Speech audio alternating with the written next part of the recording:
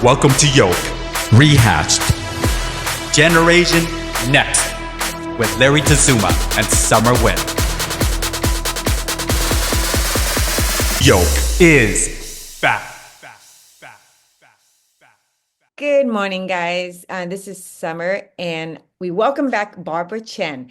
She used to write for OG YOLK, and it was amazing that we can bring her back here for another interview with a big player in the theater.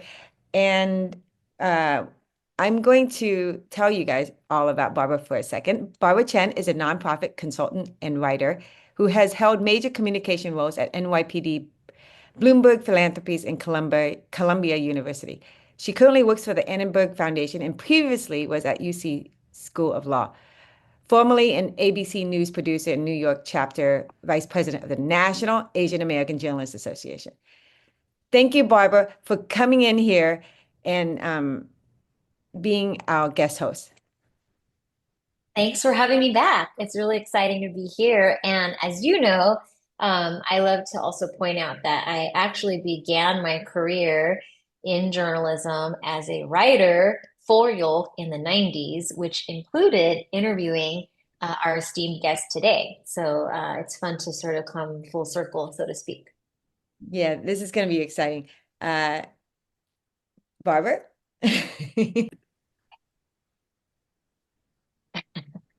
So Summer and I were just briefly talking about the fact that I actually had the honor of interviewing you like 20 or more years ago. It was around the birth, I think, of your first child. Wow. And there's no reason you should remember that because quite frankly, I didn't remember it either. But what's nice about this interview is I got my start in journalism in the 90s as a freelance, like pro bono writer while I was in college for YOLK. And then I worked, and then I worked for ABC News and like ended up on the PR side of things. But so it's really fun that YOLK and Summer and the team were able to reunite us, so to speak, and now we can reflect on all of the things, or maybe not all because we have limited time, but many of the things that have happened in the last several decades.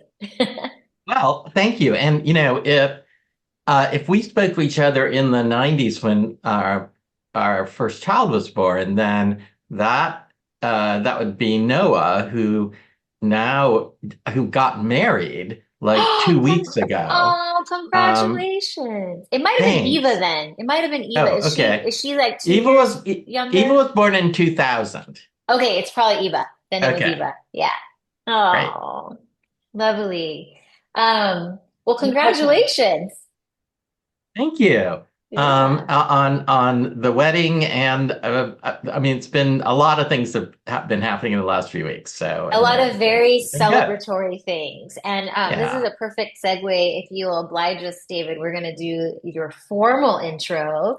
Okay. And, you know, for the few people who don't know, David Henry Hwang is a Tony Award-winning and Pulitzer-nominated playwright whose work over the last 40 plus years, predating YOLK, has presented and probed assimilation, immigration, intergenerational dynamics, racialization, and racism, and powerfully the roles that AAPI artists, activists, and pathbreakers play on the world's stages.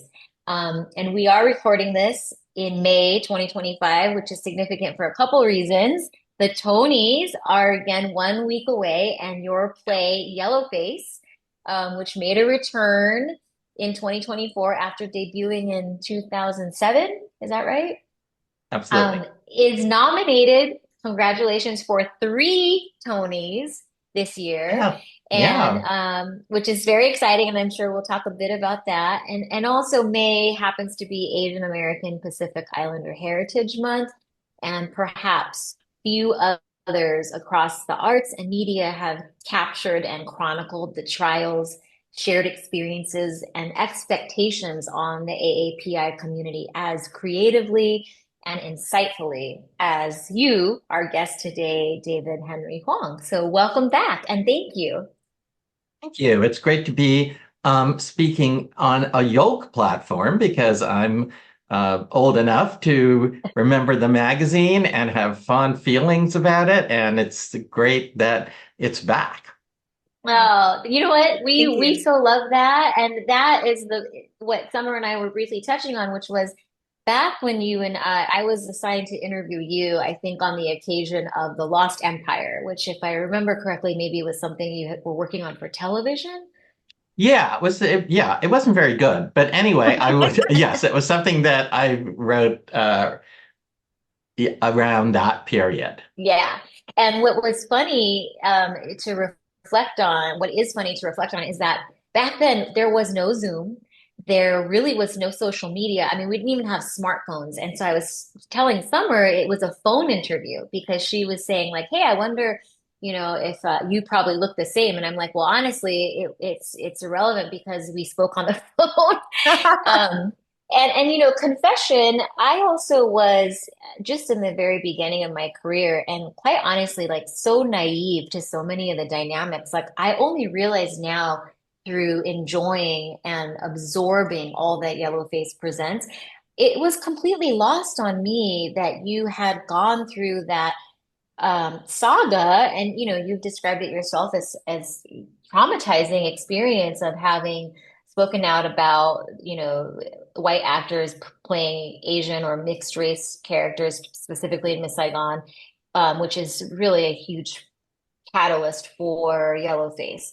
And so I just wanted to appreciate that first. I mean, you could argue it was sort of a friendly interview, but appreciate that growth. And I'm wondering, like, was there a point in time that you could say you really felt uh, maybe cleansed of or had released the negative feelings associated with having your name, in the New York Times in not the best ways, the expectations of activists that you be sort of the front and center spokesperson and poster child, like there's so much in that crucible. I wonder if you might briefly talk about that. Yeah, thank you for recalling all that and summarizing it. And I don't know that, I mean, it was, I think, somewhat traumatic not to be an activist and a spokesperson for a cause that I believe in per se. But really, I was at that age, in my, what, I was 31, 32 maybe. I was maybe naive about the degree to which the pushback and the blowback and the kind of unified front at that point by essentially all of the New York and American cultural and artistic community against what we were doing was probably what traumatized me. But it's a kind of a good trauma because it really forces you to see once again how pernicious and untrue and useless the model minority position is. That as soon as you step outside the lines, even a little of what white culture, what the dominant society expects you to do, and the role they want you to play, then they get really mad. And writing first a play called Face Value about it, which flopped, and then that story was incorporated into the current play Yellowface. Going through that experience, I think, has of writing it has helped me to process what really was hard for me to accept and what I had to become kind of smarter about and more realistic about as a result of the Miss Saigon controversy. Wow. Yeah, I really, Summer, I don't want to interrupt you. You had a Oh thought. no, no, Sounded I like. don't. I don't. I just emote because when I hear things like that, it's sad. Yeah, well, and it is. I can feel it in my own chest. And what's interesting is exactly, what I hear you saying is it's interesting. You're included in the establishment, right? And I've heard a lot of other underrepresented minorities talk about this notion of like there's a difference between being included, invited, and welcomed, right? And I think you were certainly to an extent welcome until, and then to be so swiftly, not ejected, but just not treated, I think, in the kindest way, had to have been difficult. But I do agree that you had to have also developed such resilience. And what I'm curious to know is, in the years between Miss Saigon and Yellowface, with in the middle, what were the number of years, and B, what was your process? Like, did you literally just wake up every day and go, I'm going to write this into a play? Like, what sort of happened, if you will? I mean, I think I tend to process a lot of my feelings, and particularly when feelings of disappointment or anger or confusion. I write plays many times to try to figure out how I feel about something deep inside, and I start with the question. And so, it's like any sort of disappointment in your life or any setback. Hopefully, you don't think about it 24/7 for many years, but it continues to be a kind of nagging question. It continues to be a nagging question, like, how do we move forward as a society? And how can we most effectively advocate? And how do we change the culture? Those are questions that have concerned me since the beginning of my career. And so the process of translating that into a play started with this play, Face Value, which was a kind of, I wanted to write a comedy of mistaken racial identity, and I wrote a kind of farce like, like Noises Off, or those Moliere, Feydeau, those French farces where there's, someone's hiding their mistress in the closet or something.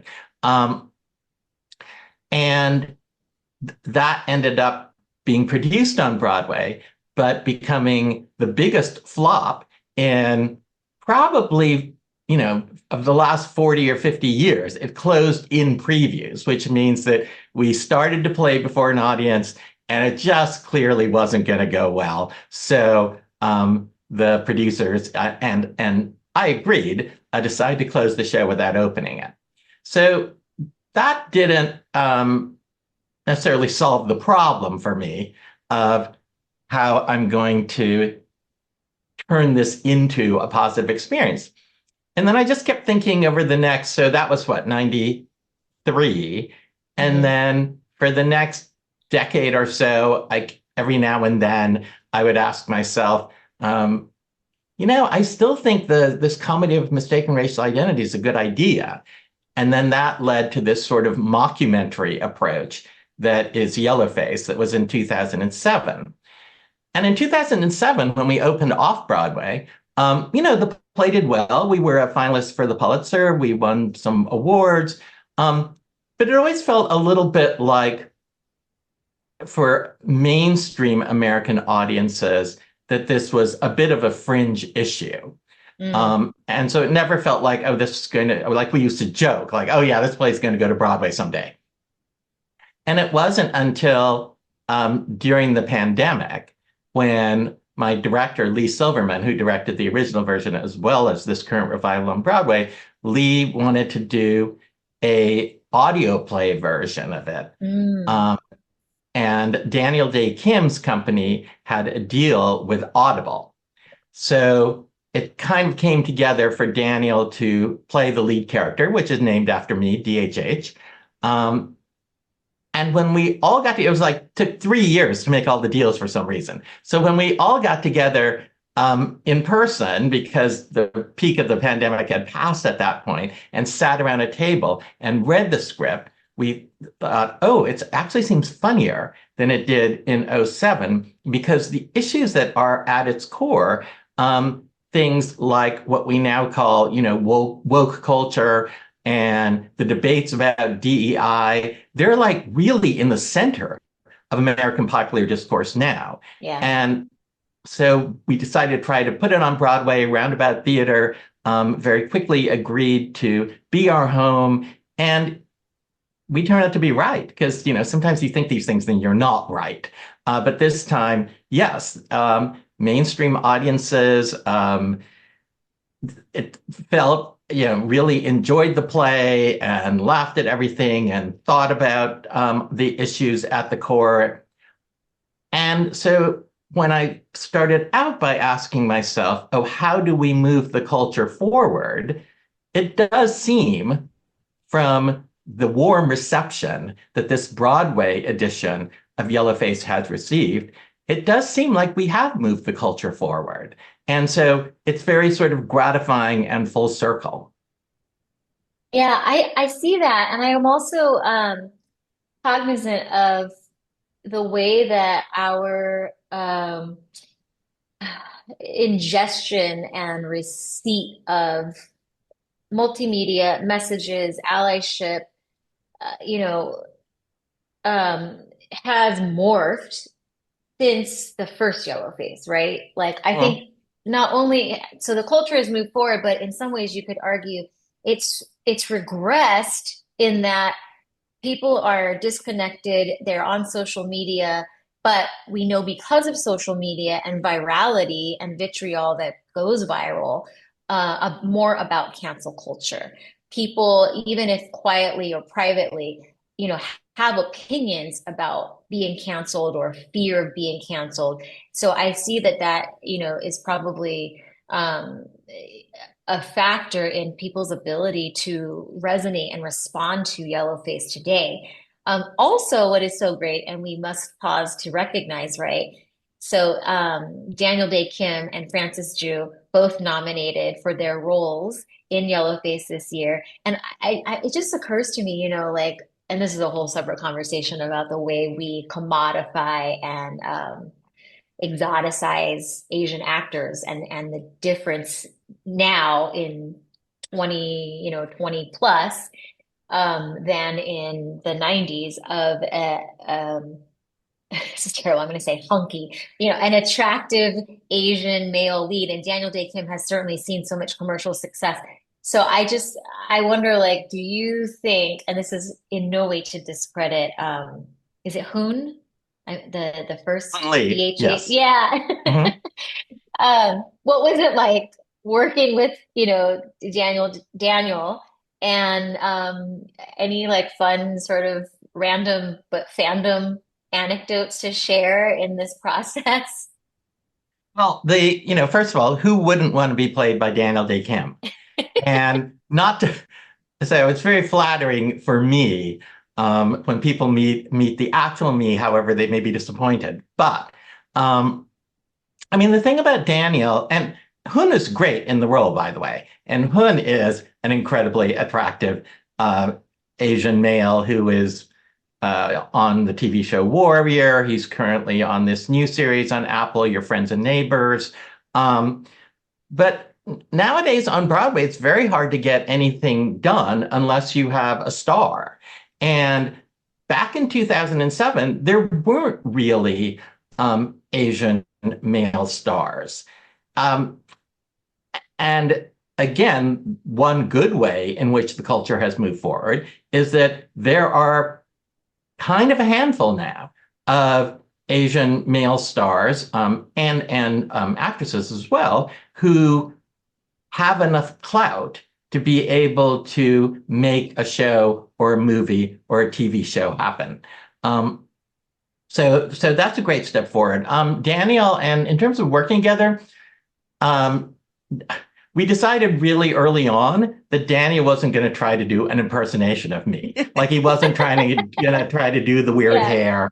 Because of course I want Daniel to look as good as Daniel can look. But he did say the only thing that he took from me is that I have a tendency to, I'm doing it now, talk with my hands. So he worked some of that into his portrayal. Yeah, it's fantastic. And if anyone watching or listening to this podcast doesn't already know, you can watch the entire Yellowface on PBS. And I don't know if there's a limited window for that, but I've done it now multiple times and it's great. I'm in Los Angeles. I lived in New York actually for more than 20 years, but now I'm no longer close enough. So if you Yeah, are someone who just so your viewers know, your listeners know, it is free at pbs.org until June 30th, and also on the PBS app if you happen to have that. Thank you. Thank you. I have a question. Yes, Summer, please. Thank you, honey. I have just a small, both of you guys, both you, DDK, and you, David, are activists. Like for you earlier, and Daniel's been trying to like, succeeding in supporting Asians. And I was wondering, when you guys, each time you guys meet for lunch or breakfast or dinner, do you guys just start your conversation with, what do you think we should do for the Asian community? Like, is that what you guys do? We usually start with, what are you ordering? But no, I think Daniel, one of the fun things about Daniel in this role is that the DHH character, the autobiographical character, is an activist who then screws up in the play and tries to cover his tracks. And that's where a lot of the comedy comes from. So there's something very serendipitous about having Daniel, who is also an activist, kind of overlay his own persona onto the DHH character. And it's, I think, extra delightful to see Daniel Dae Kim doing comedy, A, but B, a particular sort of comedy where he's really scrambling to try to protect his reputation. Yeah. The like real life, but staged improvisation. Yeah. Will you be doing any more physical farce stories? Because that was your intent from face value. So yeah, I don't know. They're hard to do. I feel like maybe at this point in my life, it's many decades later. And so I think I have more craft, and I would like to do a physical farce. I mean, I did 2 comedies back to back, which were the original Yellowface, and then a comedy called Chinglish that was on Broadway. I like writing comedy, and I think I've gotten better at it as I've gotten older. So we'll see. This brings to mind a question that I have, which is about writing generally. So you've definitely talked about mentors who helped you understand theater, but also really urged something that I think many aspiring and even practicing writers and creators experience, right? Which is this inability to like liberate yourself from structure or the consciousness, and then really quote unquote follow your heart and even your impulses in order to create truthfully and fruitfully. And I just wondered, how did you do that? And it's a question that I even selfishly ask because I'm an aspiring memoirist, and I really get tripped up by like what I know about the establishment and politics and so on and so forth. So how do you suggest somebody approach releasing themselves from the notion of structure or their consciousness? Yeah, so I do think that the creation of any art, which definitely applies to writing and maybe applies to just living in general, is this kind of tension, this ability to navigate your impulse, your feelings, your gut, the stuff you don't understand, to navigate between that and your conscious mind, your craft, the part of your brain that tells you what something is supposed to be.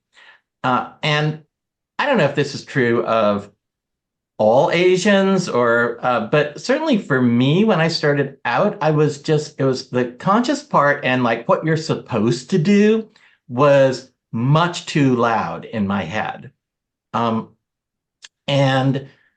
wanting to do things the right way. So I was fortunate I was like too much of that. So I was fortunate between my junior and senior year in college to get to study with two great American playwrights, Sam Shepard and Maria Irene Fornes. And they taught us more to write from our subconscious. That sort of David Byrne talking head title, Stop Making Sense. Like, how do you stop making sense? So there's, one easy exercise that you can do, it's not easy, but it's easy to explain, is you just kind of write as fast as you can, and because you can't censor yourself. There's another exercise that I love that I give to students, which is, it takes two people, but like if I was working on this with you, Barbara, I would say, okay, start writing a 2-character scene, and then I have you write it for about 20 minutes, and then, okay, stop, draw a line across the page, and then I want you to continue writing the same scene with the same 2 characters, just keep going, but at 50-second intervals, I'm going to throw out a random word or phrase like YOLK or podcast or Zoom interview. And it's your job to incorporate that into the text. Wow. And so you do that for like another 20 minutes or so, and then compare the first half to the second half. And I've given this exercise a lot. And in the vast majority of cases, the second half is better because the second half, it's where you're forced to kind of recapitulate that process of listening to your subconscious and having to incorporate it and having to follow that impulse. And even when the impulse comes totally randomly from me just saying any phrase I want, it improves the work. And so that ends up, I think that's a good, very visceral way of trying to understand that. Thank you. This is great. Everybody's getting a mini master class. Yeah, you're adding that. That. Now I can put in the title. Also, master class with David Henry Hwang. Summer, do you want to jump in with this made me think of the 10 cues, but anything no. before? Oh, sure. Thank you, hun. Let's see. I want to know, okay, breaking the back of a story. I'm not a writer, and I got introduced to plays later, and fortunately I got to see Yellowface in person. Okay. Yeah, in New York, because of the Chinese Mocha. Yeah. Yeah, because of the Chinese exhibition of all the 90s magazine, including right there. Oh, right. Yeah. And so I saw it, everybody's like saying, gotta watch it, right? And knowing about you in the last few months and studying your work, I find that you keep reinventing yourself without even trying very hard. A lot of people try to reinvent themselves to make them relevant. But even when you revitalize all your certain plays, I should say, and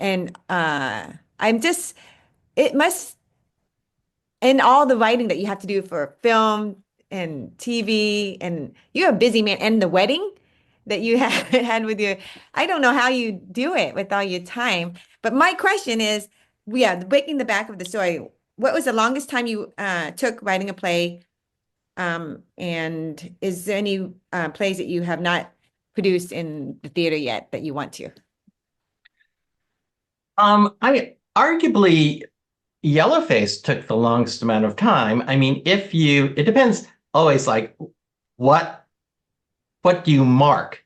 What do you use to mark the beginning and the end of a period writing a play? But if one argues that Yellowface began with the failure of Face Value in '93 and then made this stop in 2007 when it was originally done off Broadway. But then this version, I continued to rewrite it and cut about a half hour out of the off-Broadway version. So that's a pretty long gestation. That's what, 20, is it? Yes, 25 years. So that's pretty long. And I don't have plays that have not been produced that I would like to be produced, fortunately. I do have an idea that I've been kind of kicking around in my head for a few years, and I haven't been able to figure out everything I need to begin writing.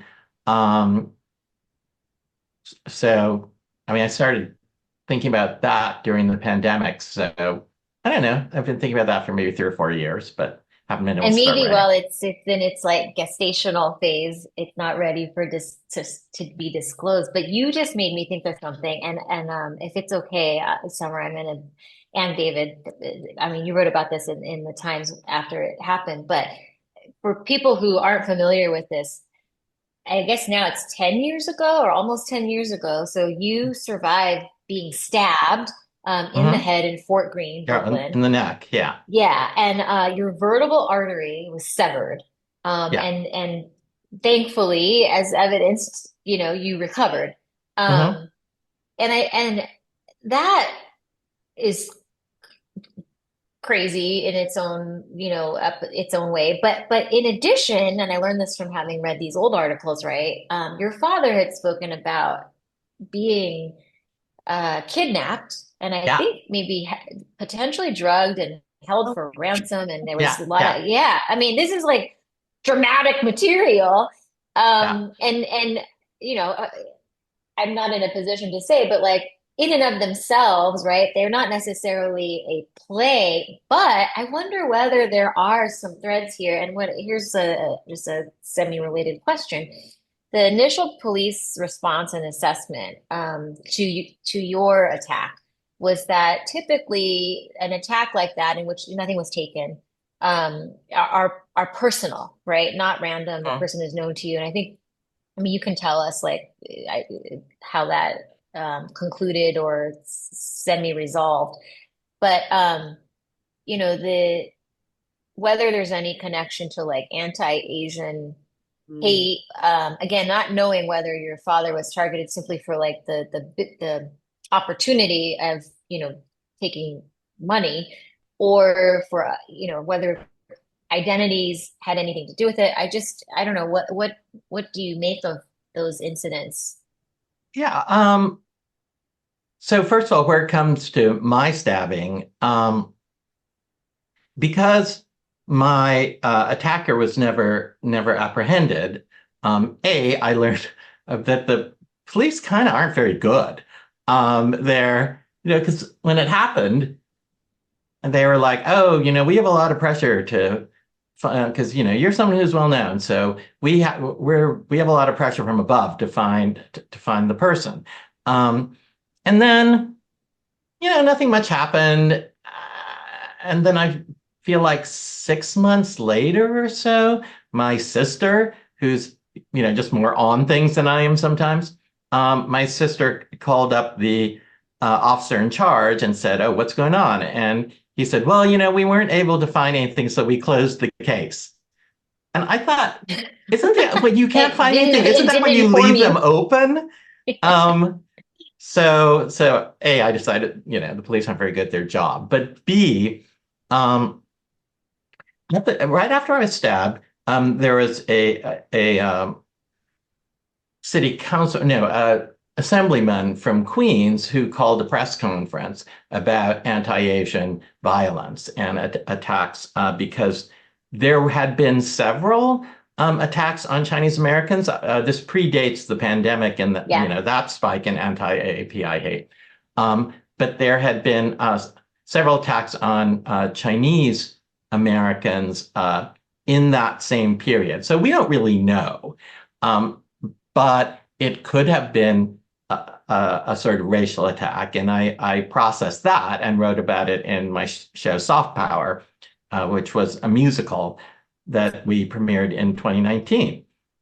And that became a finalist for the Pulitzer Prize.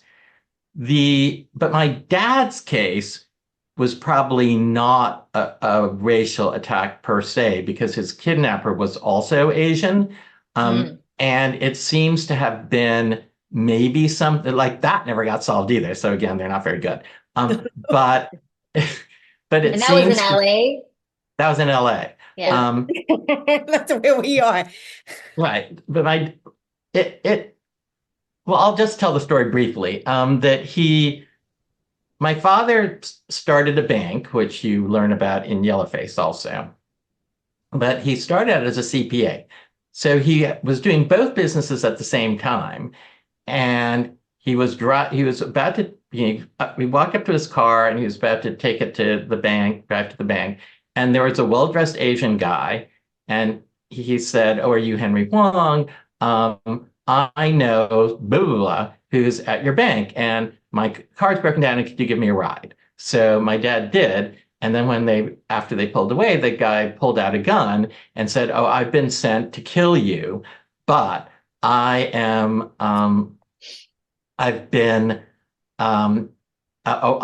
dying of cancer. So if you give me, it was like $300,000 or something, then I won't kill you." So eventually Dad gave him that money, and then they went to the parking lot of a Sears, and the guy gave my dad something to drink and said, "Okay, drink this and you'll fall asleep, and then afterwards I'll be gone." And Dad drank it. He didn't fall asleep. So the guy was like, "Here, drink some more." And Dad still didn't fall asleep. And so the kidnapper said, "Okay, just sit there and don't call anyone, and I'm going to drive away." So that's my dad's kidnapping story. And he thinks it was related to like Chinese underground Chinese activity. I mean, it sounds like it. Oh my God, Yeah. that's like fame to another level. Jesus, that's And how old were you when that happened? And how did you guys discover this after your father somehow makes it home? I was 19, and I was up at school. I went to Stanford, so I was in my sophomore year. And by the time I heard about it, it was all over. My sister called and said, "Dad's been kidnapped." And interestingly enough, when I got stabbed, my son was 19. So he always, so now he goes, "Well, I'm going to be really careful when my son is 19. Yeah. Oh, maybe that's the next, it could be called 19. Yeah, we'll see. That's a miracle you survived that. I'm glad someone's watching over you. Yeah. It was pretty, it could have, probably should have gone much more badly. And I could have bled out, but also it might have been sort of likely that I would have at least have gotten a stroke, because, I got stabbed here. So like if your blood clots here, then doesn't it like go up into your brain? Anyway, it all worked No, out. and one can read the news coverage of this, but no, you sort of narrowly missed permanent debilitation. Like I think they also couldn't treat you in a certain way because it could have caused permanent brain damage or something like that. Well, they couldn't, what was it? Anyway, they ended up having to close off the artery by going through my blood system and putting a coil or something up here. And you feel like you feel the same. Do you feel any different? No, I don't feel any different. Amazing. Your sense of humor improved more? Seems like it did. You get better at writing comedy. Yeah. I have a thing about when you mention the Pulitzer nominations, and you mentioned that you were the Susan Lucci of Pulitzer. Does that drive you to also, I mean, what do you call it? Subconsciously, just drives you to write, that you've been continuing to write so many good plays? I mean, maybe. I hope it's a positive thing. When I say Susan Lucci of the Pulitzers, I mean, I'm the only person to have been a 3-time finalist for the Pulitzer Prize in Drama who hasn't actually won it, like everybody else who has, and I was the head, this past year, I was the head of the drama jury for the Pulitzers. So I've been around the Pulitzers a lot. I just don't happen to have won the award. Right. They're just really getting him in there. Yeah. He's at the door. Go ahead, Barbara. Sorry. Yeah, no, this actually, and I think so is Columbia the awarding institution It was here? actually. Yes, and you are a professor there, yes? Yeah. And just I wondered actually. So I this doesn't really matter, but I actually worked at Columbia for 5 years, like 2015 to 19 in the administration, and I I was just there. yeah, I'm it's this huge, tens of thousands of faculty, staff, and students. But Mhm. I am interested in today's climate in your Columbia experience. And the question that I have is, do you find that students and aspiring artists with whom you interact in your capacity as professor are more resilient and maybe motivated by the current political climate, not to make assumptions about, where they are on the spectrum? Um, and how much moral support are you finding that you're having to provide? And how much maybe are you even in need of yourself? So not necessarily specific to Columbia, but just because that is an environment where a lot of this, has Yeah, been I mean, intense. look, in the current moment, there's so much strife and attack on higher education in general, and then the Ivies in particular, and then Columbia and now Harvard as prime targets. So it has been one kind of traumatizing event after another. And yeah, I think the we need to figure out how to continue to be the artists we want to be and write what's important to us, um, and be brave, despite the particular challenges of this moment and this administration. And for me, um, I believe what we need in the current moment is kind of a new counterculture. The Harvard political scientist Joseph Nye coined the term soft power, right? So that a nation has hard power, that is its finances, its economy, its money, its guns. And then soft power is its culture, its influence, its art, its education. And the soft power, this administration doesn't seem to believe in soft power. They only seem to believe in hard power, which is dumb, A.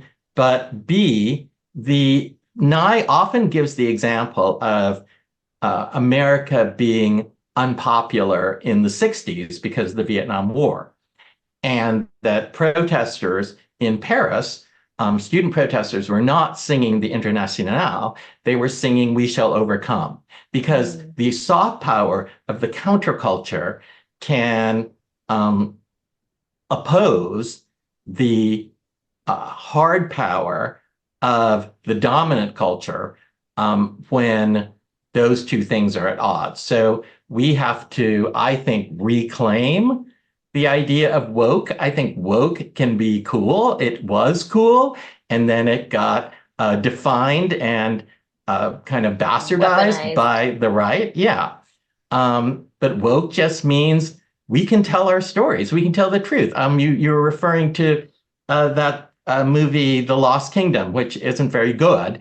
And it's not very good because at that point, if you wanted to write anything with Asians in it, you had to find a way to put a white guy in the center of it. The fact that we no longer have to do that is true, is woke. And by the way, it's what people want to see. It's the smartest thing to do economically. And DEI for me stands for diversity, excellence, and inclusion, because you can't have diversity, we can't have true excellence without diversity and inclusion. That's wonderful. I can't wait to see the Flower Drum song at East West. I like he's writing, you're writing that, right? And then that's one of my favorite movies, favorite musicals. I'm reading Nancy Kwan's book right now. So we have to do the 10 questions before we have, yeah. We do this with every guest. And thank you, Barbara, for humoring me on this. No, this great. Yeah, Barbara's a real journalist. So I'm like, Former, oh, I'm recovered. sorry, former real journalist. Which you know, on a side, But thank you. yeah, journalism is now a, what do you call it? A ride or die, or a hard job right now. So I support journalists. Okay, okay, favorite color, David? Um, I kind of like purple. Oh, okay. There's a psychology on that, if you want. Okay, coffee or boba? Coffee. Dim sum or hot pot? Dim sum. You have a favorite place in New York? Um, yes. I usually go to Ping's. It's old, but I like it. Ping's Okay. on Mott Street. Star Trek or Star Wars? Oh, Star Wars. Oh, okay. Book or song? What Book or song? Yeah, what motivates you? Yeah, that you Song. What's your current song that you love right now? I So I really this is this would probably surprise people, but I'm really into girl pop. So Oh. I'm very, Are you a Swiftie? I like Taylor Swift well enough, but I'm probably listening more these days to Charlie XCX Wow. and Olivia Rodrigo. hmm who is part Filipino? Yeah. Yeah. Charlie XCX is part Asian too, by the way. She is? Oh my Wow, God. Yeah. you guys are. I feel so uneducated about this. No, We got to no. get them on. Yes, that's what I Yeah. was gonna say. Yeah. Streaming or theater? And And when I say theater, theater, because oh yeah, yeah. Okay, yeah. oh, you mean do I watch movies in the theater? Movies. Um, uh, I do watch them mostly on streaming, I have to say. I'm not proud of that. That's okay. You and so many people. Yeah, Yeah. there's no judgment here at Yoke. Classical music or classic rock? I'm not that big on classic rock because I feel like I don't like nostalgia. So probably classical music because I grew up in a Yeah. family of classical musicians. What would be your superpower if you had it? I think I'm a pretty good listener. So you already have it. Okay.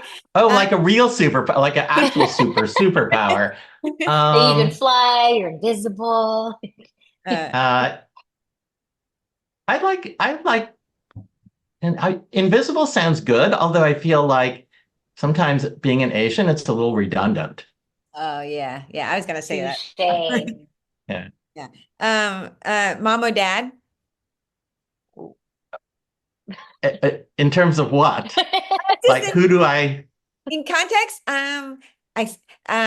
just to join you guys as writers, mom or dad, like, which one had an influence you more? It's not like you love either one more. It's just like, I mean, I guess my dad. I've written about him a lot. especially when you guys have that herring experience. Both of you had that herring experience at That's Barbara. true. Yeah. Three things that you would bring in a box if you had to escape a situation. I have a folder of documents that I intend to save if there's a disaster. And I guess my phone and um I don't know. My dog. Toothbrush. Oh my God. What Yeah. kind of dog do you have?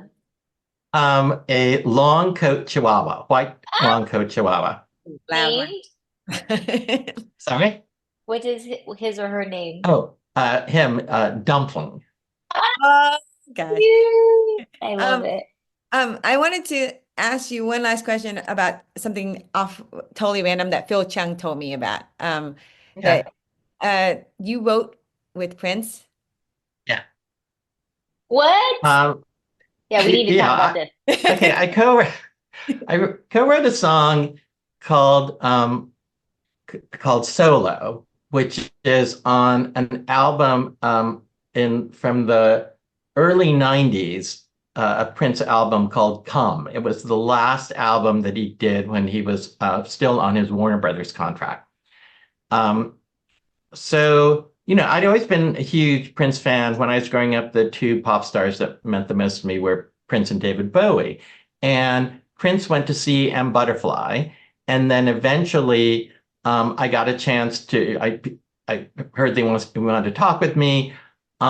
So after a lot of back and forth, we got on the phone. Again, this was about the same period that you were talking about. So that's what we did. We talked on the phone.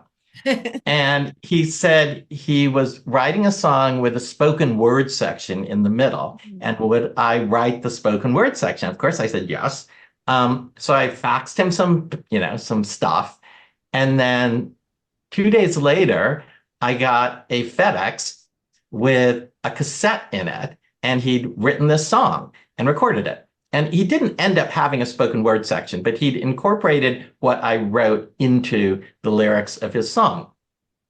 And I thought, oh, this is the greatest piece of fan memorabilia anyone could ever have. Then I met him in New York. He had this idea for a musical. It never ended up going forward. But about a year later, a woman called me from Paisley Park and said, oh, your song is going to be the B-side of the single. And I think that says a lot about his integrity, because it's not like we had a contract. And he still decided to credit me. So now I have a gold record on my wall that is, a song written by Prince with David Henry Hwang. And that's the best piece of fan memorabilia anyone could ever. Oh my gosh. Okay, that cassette goes in the box. Sorry, Dumpling. Yeah, that's what I was gonna say. Yeah, bring that. And also, David, do you happen to remember like the excerpt that he used, and would you recite it for us? And not to put you on the spot if not, but I don't know that I remember my original text. It probably exists someplace in a box, and that's something that I don't know that I would take because I don't know where it is. But anyone can. I mean, the song is on Spotify. Anyone can listen to the song. Yeah. That's incredible. But I want to know the piece that you contributed. So was there any prompt? Like, did he say write about X, or He had a prompt. There was a story. It was about a breakup. And yeah, there's just somebody who is sort of devastated by a breakup and was dealing with the immediate after and ends up solo. Right. Wow, that's a Swiftie thing. Wow. That's pretty funny that Prince and Swiftie have that.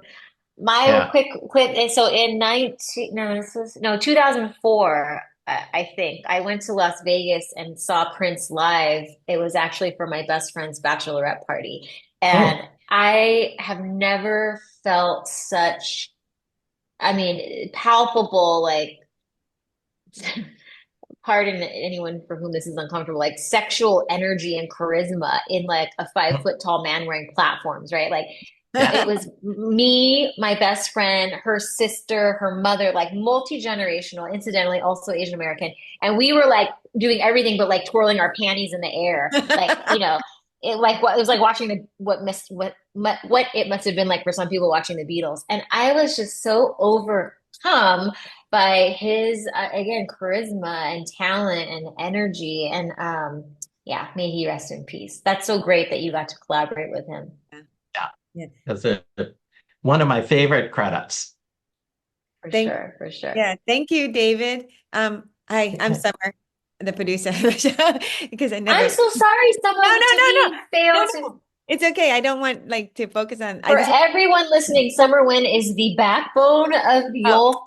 This pot note, truly, I know we like to be humble and invisible, but I'm just gonna put it out there. So No, I wanted to say, just to say that, so that one day when he says, "Oh yeah, I talked to Summer," that would be me. But thank you, David. Thank you, David. Thank you. Thanks for having me on. Yeah, such a pleasure. Great. We'll be Take there care. to And support. we will be watching on June 8th. Okay, And, just so everybody, if you're watching, I'm pretty sure that my category is going to be in the first hour, what's called Act 1, the pre-show, which is on Pluto TV, not on CBS, starting 6:40. For the Tony This is Awards. fantastic. Yeah. Saturday, June 8th, Yellowface is up for best. Sunday, June 8th. Sunday, June 8th. Yellowface is up for Best Revival of a Play, Best Performance by an Actor in a Leading Role, that's Daniel Dae Kim, and Best Performance by an Actor in a Featured Role, and that's Francis Ju. Yeah, So, and we have to. Yeah, and we have to pray every day to God and Buddha. Come on. Thank you. Bye. Thanks for the help. So Okay, bye now. so much fun. Thank you so much. So that was incredible. Almost like you were almost doing it, Barbara, a career perspective of David Henry Hwang. And we want to thank Phil Chung, former writer of YOLK, OG YOLK. And so we want to just thank you, Phil, for helping us get David Henry Hwang, sorry. Thank you, Barbara. You were fantastic. I hope to see Oh, you so much again. fun. Yeah, and you were, if you guys want to see more of Barbara, she was in the Founders episode 19 interview of OG YOLK. So we hope to get her back also as one of our guests. And that would be in the summer because that's when she has more time. Thank you. Thank you, Barbara. Stay tuned for the next episode. Pop the yolk and spread the love. Yolk is back.